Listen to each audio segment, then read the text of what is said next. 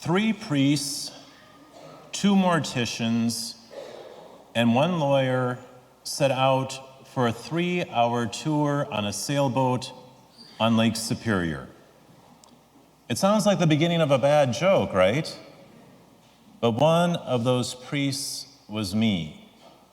And about 8 years ago, we had gathered on a beautiful Saturday afternoon. The sun was shining. It was early part of July, a gorgeous day.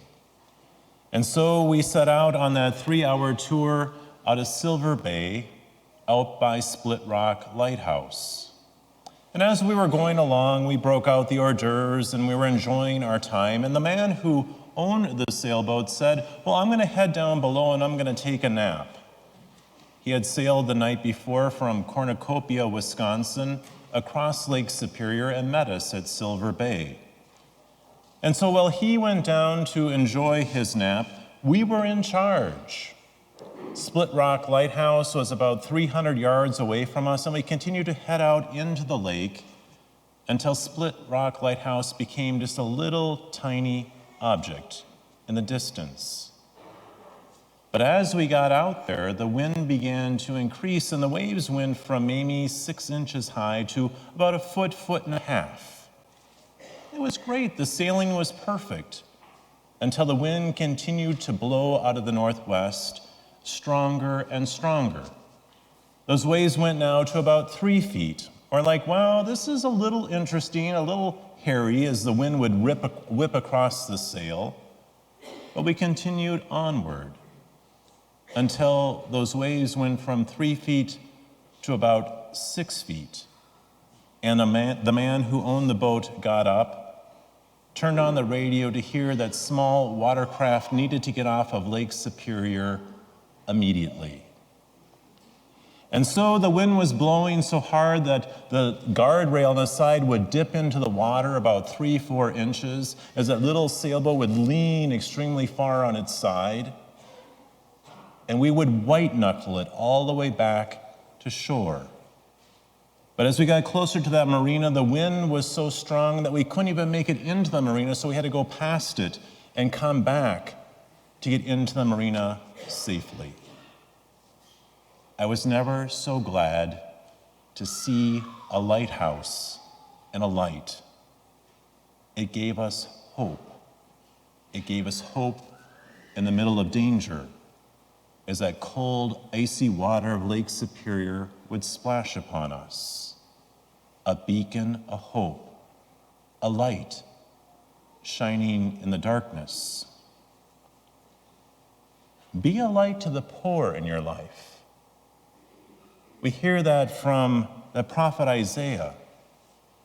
Usually when we think of poverty, we think of the material needy. But there's all kinds of poverty in our world today that we can help to address. St. Teresa of Calcutta once said, "We think sometimes that poverty is only being hungry, naked, and homeless.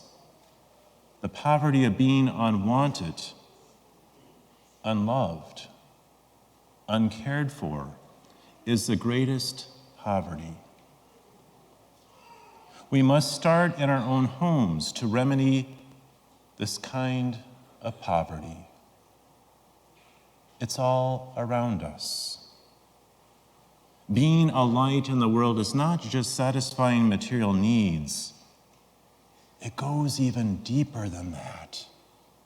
It goes to the heart. It goes to our hearts. St. Teresa also said there is more hunger in the world for love and appreciation in this world than there is for bread.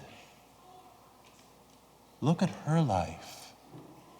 Those poor, hungry, starving, dirty children on the streets of Calcutta. Mother Teresa picking them up, washing them, bathing them, feeding them. But it went so much further. She gave them hope as she would wrap her arms around that child and show that child that someone cared for them, that someone loved them. The true poverty against which we must struggle is the poverty of love. And she put it this way: it is not the magnitude of our actions, but the amount of love that is put into them that really matters. Do we truly mean it when we say to someone, I love you? Many times today, we just think it's about communication. Oh, if I just listen to the person. How can we listen to the person, though, if we don't even love the person? It has to begin with loving the person in our heart. If you love, your action will start to reflect it. This kind of hunger is everywhere, rich and poor. Seek to satisfy not only is what you do, but it's how you do it. How do you show that love to someone else in your life?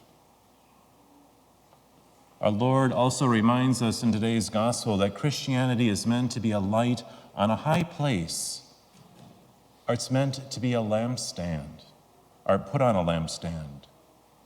And it's meant to shed light on many things, even things that directly, that are not directly considered Christian. Because the gospel spreads to all aspects of our life.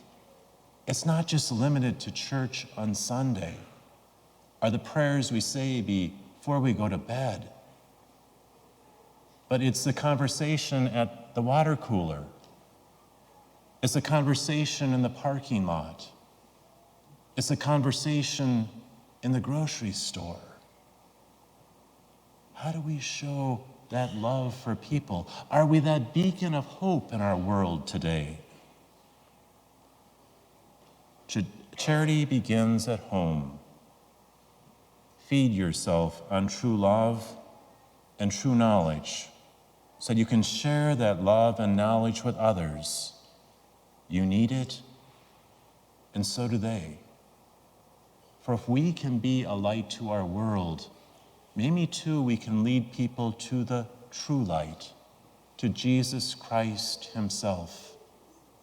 Look at Mother Teresa, the work that she did, the love that she showed to those children, and what a difference it made in their world, in their life. What could we do if we were that light in the world today? For 3 priests, 2 morticians, and a lawyer, that beacon of light in Silver Bay surely was a sign of hope for us in the middle of darkness. What might we do if we were that beacon of light in our world today?